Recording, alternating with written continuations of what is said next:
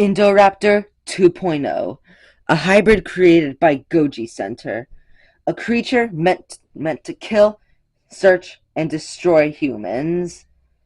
A hybrid meant to be used by the military to destroy said targets. A hybrid that is capable of killing humans but cooperate enough to still listen.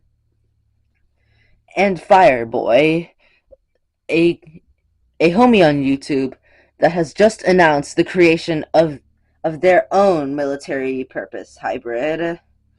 However, today I shall throw my hat into the arena. Today I shall create my creature in order to compete with Goji Center's Mortaladon and Fireboy's Fireboy's Hellhounds. Today I will be creating a hybrid meant to be used by the military to serve the nation. What is up, everybody? It is your host Inferno, back with a new video. And in today's video, I'm going to be creating my own hybrid to compete with Goji Center's Mortaladon and Thraphagus. And, well, let's get to the purpose of this hybrid. While most hybrids meant to be used like the Mortaladon just are meant to kill humans, however, I will be turning to something different, something more original, something more dangerous. Nuclear radiation. Now, I know what you guys are thinking. What are you talking about, Inferno? And well, let me explain. So, you see, a common weapon used by most militaries in the world are nuclear bombs, and the main material used in such weaponry is called uranium. And I know, how is a dinosaur going to be able to destroy a nuclear bomb? And well, the answer is it can't. No hybrid can destroy a nuclear bomb, or at least survive one. Nothing can. However, I will be destroying it at the source. As I mentioned before, uranium is the main material used to create nuclear bombs. So today, this hybrid is meant to track down nuclear testing labs, lock them down, and send a signal back to the military in the USA. And then if a war ever breaks out, the US military will know exactly where to strike at. So the purpose of this hybrid is to go out into foreign nations, find their nuclear testing labs, lock down their location, and if a war ever breaks out, the military knows where to strike. That is the purpose of this hybrid. Because while Fireboy, Goji Center, your hybrids may be able to kill humans, this hybrid will truly be one to save lives. Now, stand back, you little chihuahuas. Because this hybrid will be sure to make my company some cash. I mean, to save the nation. No, let's get into the video. So, starting off as the base genome, I've selected the Utahraptor. This provides a large frame, powerful jaws, sharp claws, very fast build, and is overall perfect for the thing that I want this creature to do, which is to find military nuclear testing labs, lock down their location, and then run away as fast as possible before being detected. So this build is perfect for what I want. And now, I know what you guys are thinking. How is this hybrid going to be able to even find uranium? And well, there are multiple methods. One of them being heat vision. And now, I know what this is going to bring up. And you guys are right. The one and only vampire bat has been added into the genome. Now, this vampire bat is more like a monster in the hybrid war, because this guy adds so many useful traits.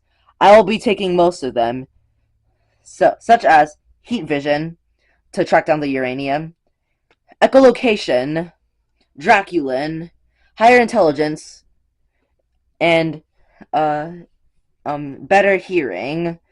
While my hybrid won't have ear cones, it will still have decently good hearing from the vampire bat. Echolocation will allow it to travel in dark ambient areas. Draculin from the vampire bat will allow my hybrid to bleed out the opponent if it ever gets into a confrontation. The vampire bat will also add some disease resistance in case it gets an infection or something like that. And that is what the vampire bat adds into the genome. And next up, we have the one and only, the greatest animal of all time, the Komodo dragon. This animal is a gold mine of useful traits in the hybrid war. Now, while I will not be taking all of its useful traits, just what I want for just what will be necessary for this hybrid.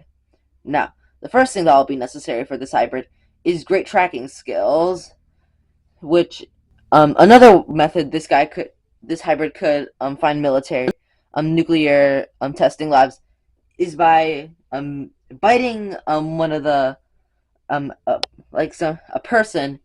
They bleed out. They head to the nuclear testing lab to get some help or something. They go, and then the trail of blood will lead this hybrid straight to the nuclear testing lab, which is another method that this hybrid could use. Now, the Komodo dragon will, aside from adding great tracking skills, will add pretty good intelligence, as believe it or not, these guys were quite intelligent. This hybrid will also have the beta keratin claws and beta keratin scales inherited from the Komodo dragon. And next up, we have the Edmontosaurus.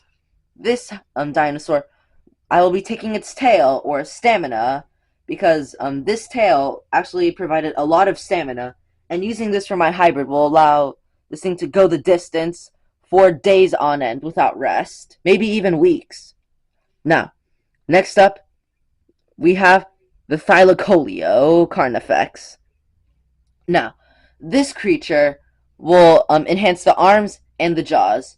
Using the buck teeth at the front of the jaws, it will allow my hybrid to have pretty insane gripping strength, and then at the back teeth will act like a guillotine for my hybrid to clamp and crush its would-be prey. And now, that's not it. They also contribute with their thumb, because that thumb will allow for extra dexterity, possible tool usage, and making climbing all the more easier. Now, that is what the Thylacoleo contributes to this hybrid. And next up, we have the cassowary. This bird will be very useful for my hybrid, because not only will it add some devastating skull-crushing kicks, but it will also contribute with these claws. Yeah, these claws are massive. So not only will my creature have devastating kicks, but it will also have those kicks concentrated into these claws, which will cause a deep wound, broken bones, and organ damage due to the shock. Now, they also contribute with these quills right here, which they really don't do much. They're kind of just here for the cool factor. Yeah. And next up in the genome, we have the marine iguana. Now, this creature is one of the most vital to this hybrid, because if the pack, because yes, this hybrid is in a pack, if they get chased by humans, these guys will be able to go down into water and not being able to resurface for quite some time, because the marine iguana can actually stop its heart from beating. That is right, guys. The marine iguana can stop its heart from beating. Insane. Which will allow it to store more oxygen, allowing it to stay underwater for longer. It will also contribute with like the head armor thingy. Like, I don't know if you guys can see it, but I'll just zoom in. Try to, because as you can see here, the marine iguana had some like spikes on its head, so that will make the skull of this hybrid like more difficult to penetrate. So, and it also again just adds to the cool factor. And next up is the most disgusting animal of all time. Disgusting animal of all time. So be warned, a disgusting animal is about to be on your screen in 3, 2, 1. The naked mole rat. Yeah. I'm going to make this section quick, because I'm pretty sure you and I both do not want to stare at this hideous thing for much longer. So, this guy is just here, so that way it will be invisible to thermal tracking, because the naked mole rat can't apparently, raise and lower its body temperature. So, yeah, moving on. Next up, we have the one and only cuttlefish. And it's kind of obvious for the reason that this guy is here. Greater intelligence and camouflage capabilities. Yeah, that is the entire purpose of the cuttlefish. One of the coolest animals of all time, by the way. Next up, we have a pretty good contributor for this hybrid, which is the green iguana. This gorgeous lizard will not only contribute to the brain with extreme intelligence, it'll also contribute to the back spikes for, again, the cool factor, and it'll also add the whip-like tail as an extra weapon.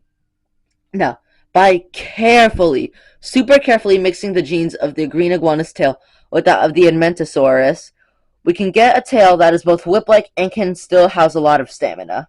So, yeah. Next up, will contribute to the posture of this creature, and that is the Pastasuchus.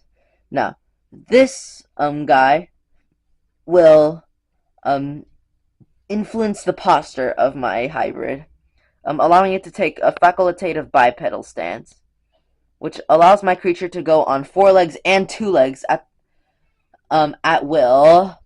So yeah, that is the purpose of the Pastasuchus. And lastly, and the most important part of the brain, we have the German Shepherd. Now, the reason this dog is here is for the brain. Now, I want this hybrid to be capable of listening to human commanders and being trainable. So the German Shepherd will allow this hybrid to listen to humans, be cooperative, work in teams, and will just contribute to more overall intelligence and greater sense of smell. Now, that is what the German Shepherd will add to this creature. And with that, that is the final addition to the genome. Ladies and gentlemen, boys and girls, I am happy to present to you the pack themselves, Extremum Bellum. I introduce you Sapphire, Emerald, Ruby, and Amethyst. Yes, I named them after gemstones because I couldn't think of any more creative names. Yeah. So, let's start off with Sapphire. Now, her build is mostly Raptor, but with some of the Pastasuchus influence, allowing her to take a more facultative bipedal stance. And that jaw, yeah, her bite will crush skulls easily. With her heat vision and intelligence, she can find and track down uranium and then send the signal back to the military base, and then they will know exactly where and when to strike. Next up, we have Emerald, which the Pastasuchus has influenced more so of the stance, so it will have more of a Pastasuchus stance. Yeah, and the Amentosaurus also kind of influenced the build. But this guy, Emerald, he is one of the more aggressive creatures, as the cassowary genome was more influential for Emerald. However, only very slightly, okay? He is slightly more defensive. However, he is still capable of listening and performing out commands from its human commanders. So, Emerald is one of the larger specimens, and he is one of the fastest and the strongest, physically strongest out of the bunch. Next up, we have Ruby, which the Raptor build is more dominant here. The Thylacoli, sorry, excuse the hands. Sorry, I'm just looking at the hands right now, and yeah, sorry about that. Yeah, they look bad, I know. But the Raptor build is more influential here. For the tail, the green iguana is more dominant than the Edmontosaurus, and for Emerald, the Edmontosaurus is more dominant in the tail. So yeah, Ruby also has one of the deadlier bites. He also is like one of the smarter ones out of the bunch. So, and lastly, we have Amethyst, which is the smartest out of the bunch. He is very strong. He is overall very fast. The Raptor build is also more dominant here, and the tail is more Edmontosaurus influenced. So yeah, we have the pack. And now, time for the metrics. Sapphire comes in at a length of 7 meters at the tip of the tail, a height of 2.1 meters, and weighs 1 ton. Ruby comes in at 7 meters in length, a height of 2 meters, and weighs 1 ton. Emerald comes in at 9 meters, a height of 1 meter, and weight of 1.5 tons. Now next up is Amethyst, a length of 8 meters, a height of 1.9 meters, and a weight of 1 ton. This is the pack. These are the hybrids that will save the nation of the USA from any invasion. These hybrids will have their first mission in the land of Russia. And now, with the funds that have been gathered with the pack, this Inferno Dragon Genetics has the budget level in order to create the Crimson Dragon. Yeah, get hyped, guys. A new hybrid will be coming soon. And to be specific, Imperadox Rex 3.0. That is right. The Crimson Dragon, Imperadox Rex 3.0, shall be released very soon. And yeah, let me know what you guys think about the pack. I worked very hard on them. It took a lot of research to get them done. With yeah, not only on their genome, but also the way like uranium works, and yeah. And also I forgot to mention, but the way they send a signal back is like they have like trackers and cameras implanted into them so that so that way they are trained to make a specific call or noise whenever they find like nuclear base. So yeah, that is how they send the signal back. And let me know what you think about the pack in the comments below. And yeah, be ready for Imperadox Rex 3.0. The Crimson Dragon will soon be released. And that is all for this video, guys. Hopefully you enjoyed it. I certainly had fun making it. And like, subscribe, do everything. And as always, I've been the Inferno Dragon. Goodbye.